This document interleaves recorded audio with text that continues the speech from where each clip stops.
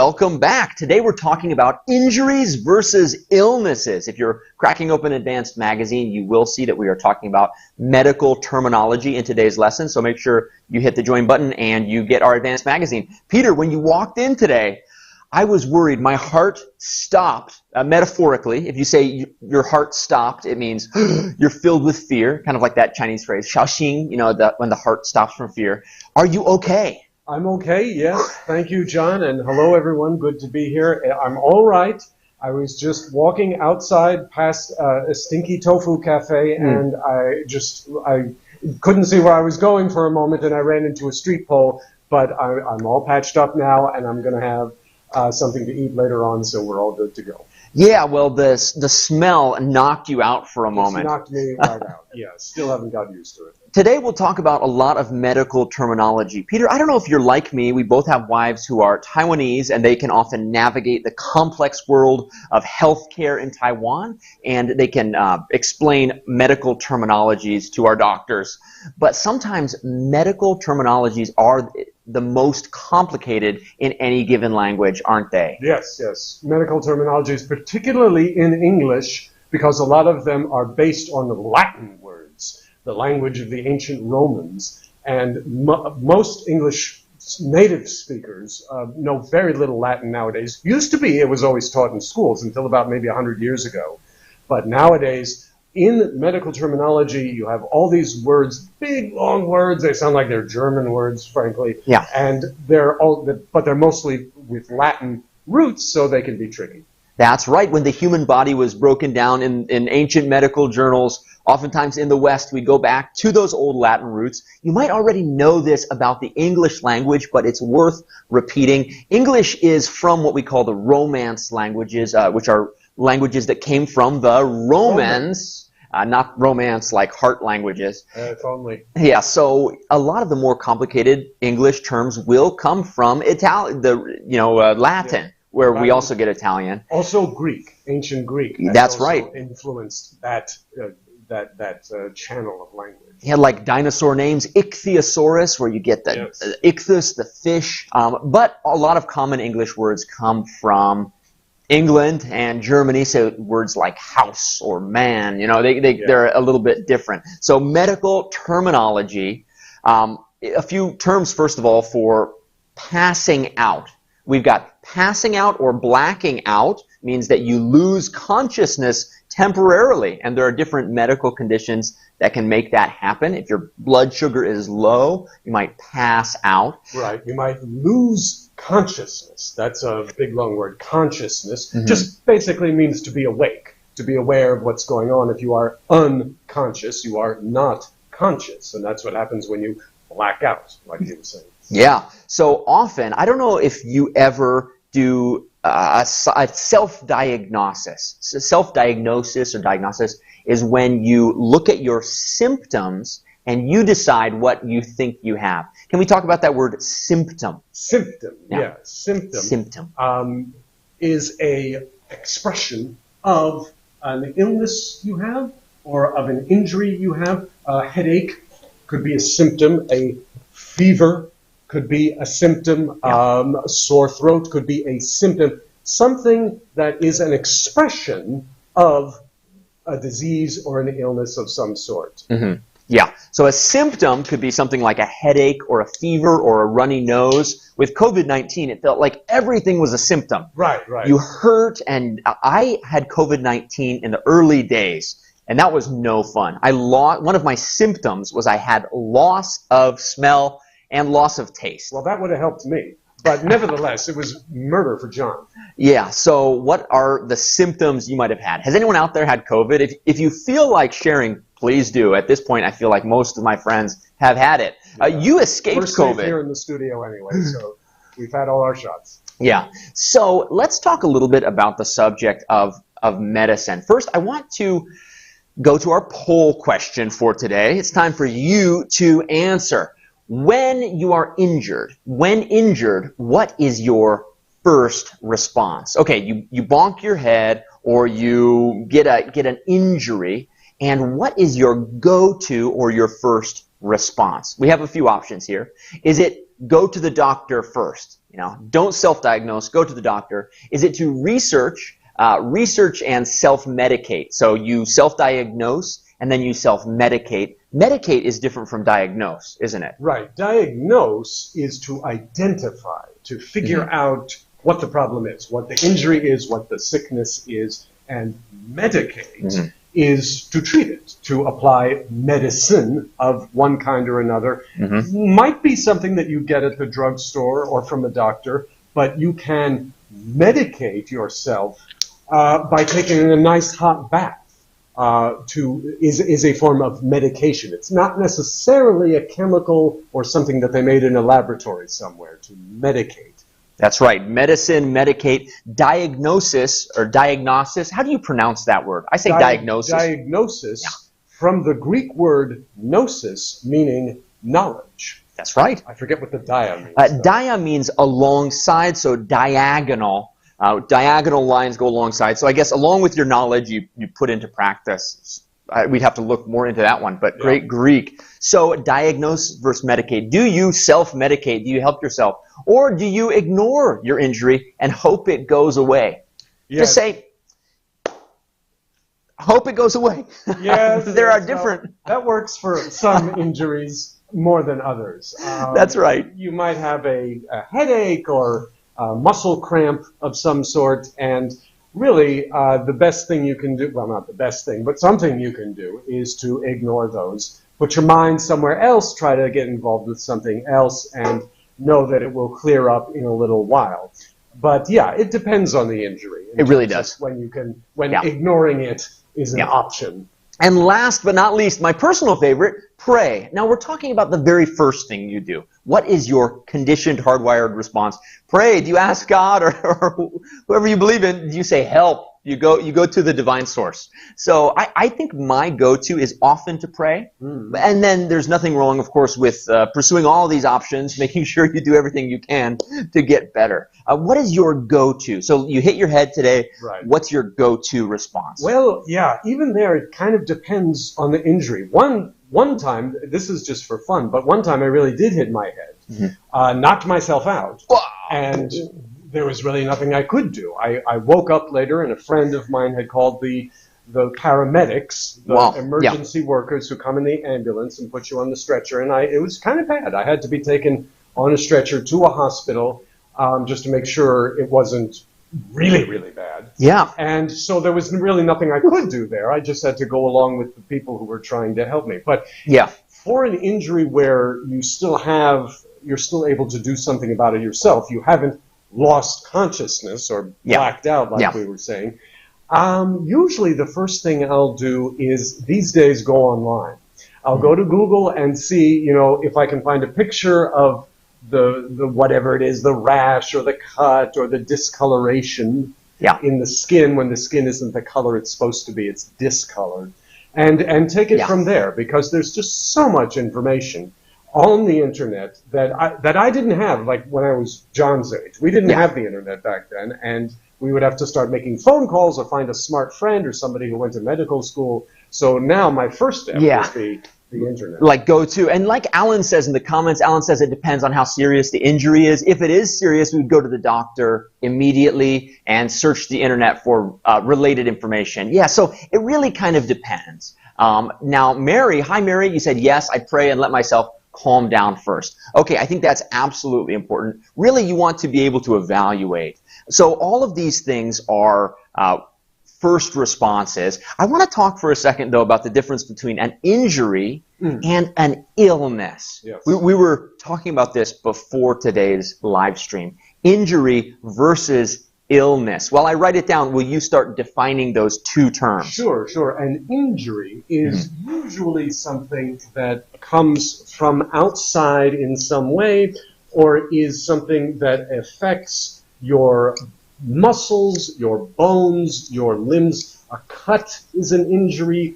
If you sprain or twist a muscle, that's an injury.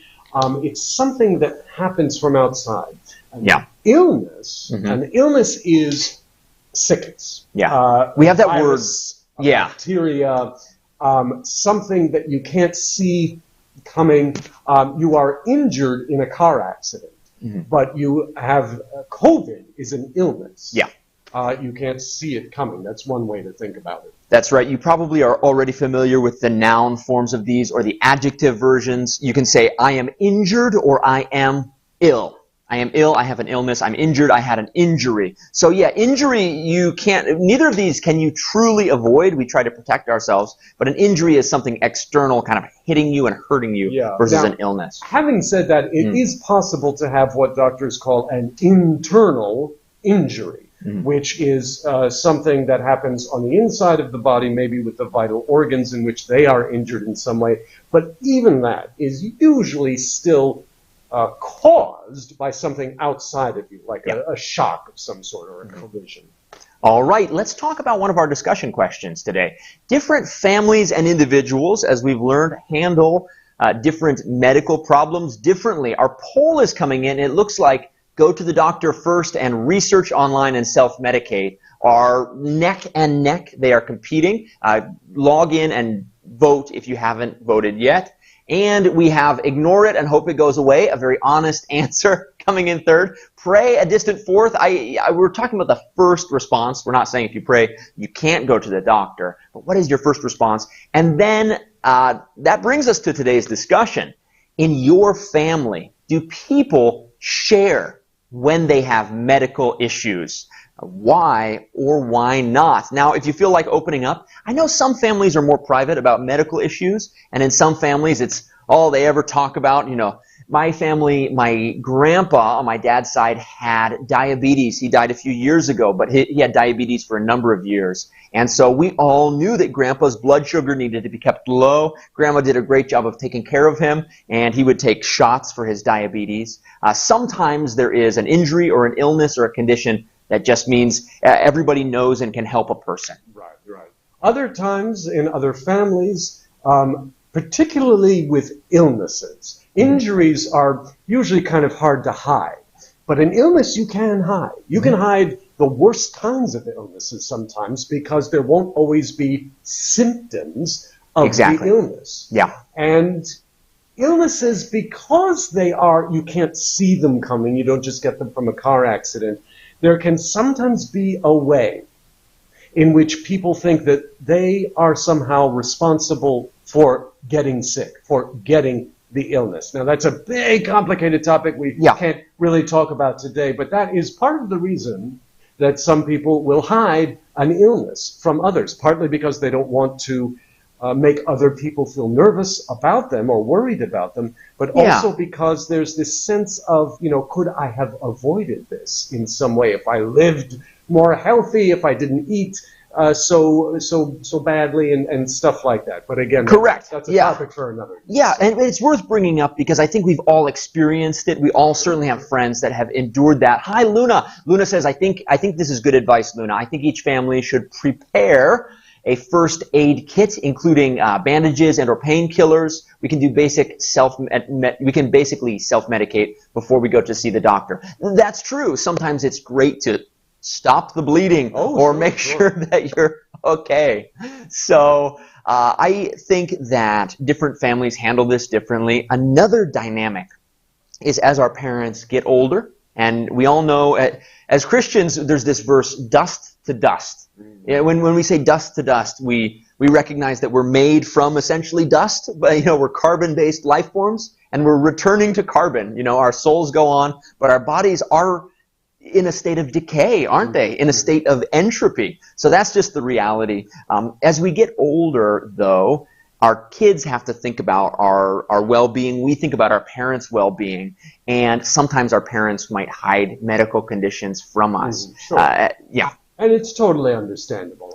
We're just talking about this. We're not saying this is the right way to handle illness or this is the right way. We're just sort of talking about the different ways that people handle illnesses. Yeah, and hi, Mary, thank you for sharing. Speaking of symptoms, great vocab usage. When I wake up, I often have sneezing and a runny nose because of nasal allergies. Allergies are no fun, and sometimes even just little bits of mold in the air or pollens, depending on the season, can really get that. Lord, please heal Mary. Mary, what do you do to make your allergies better? Do you self-medicate? Do you use some sort of in the States, we have something called Benadryl. That's one of the well-known allergy medicines, but the names of medicines are often different. Yeah, no, I never had allergies in my life until I came to Taipei. Yeah. So I'm not pointing any fingers, but oddly enough, when I came to Taipei, I've been here about 2 years, I started finding that there were days when I would sneeze without stopping. I would sneeze like 12 times in a row. In hot weather, in cold weather, at night, in daytime, when I was tired, when I was up. My wife and I, we tried to track this down. Eventually, we found that there's something called rhinitis. Oh, my.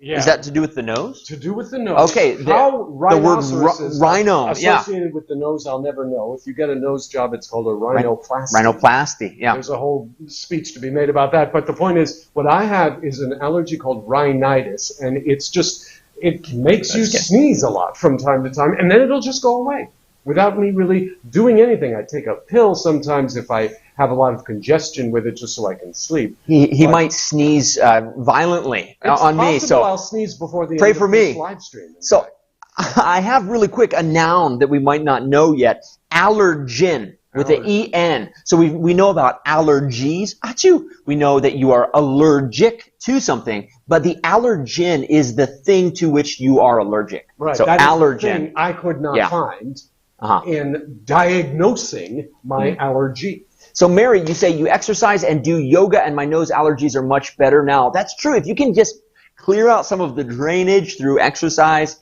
and through other methods, then it helps, doesn't it? Great. It's great to keep your body active. It just works better. So let's go to our second discussion question here. I want to talk about injuries. Injuries.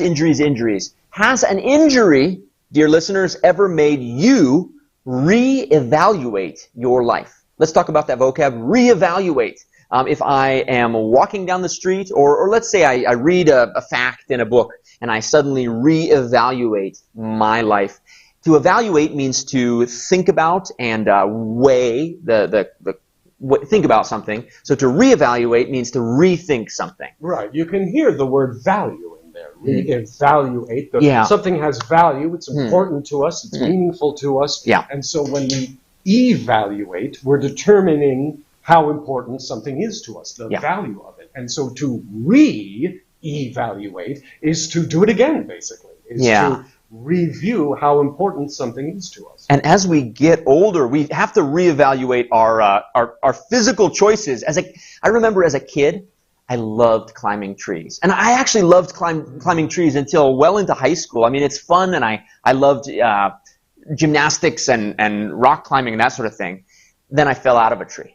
I was climbing in a tree, and a sort of a slippery park tree, just thinking I'd goof off, show off, and I heard a noise well up the tree. I was about probably at least 5 meters up, pretty high, and so then I heard a noise, like a kind of noise, and I looked, and there was a squirrel. The squirrel, the animal with the fluffy tail? He was there just a meter away from me, and he looked angry. I had trapped him on a branch. So I began walking backwards away from the squirrel and my foot slipped on a slippery branch, and I fell through the branches of that tree, and I got hit right in the stomach, and it just knocked the wind out of me when your lungs just lose all their air. And thank God the Lord saved me, because I was hanging there, and I kind of was able to drop the last couple of feet. And so you didn't go all the way to the branch? No, and I didn't hit my face or my head. And you were hanging over the branch. But one thing that also slowed me down, there was a fork in the branches, a fork,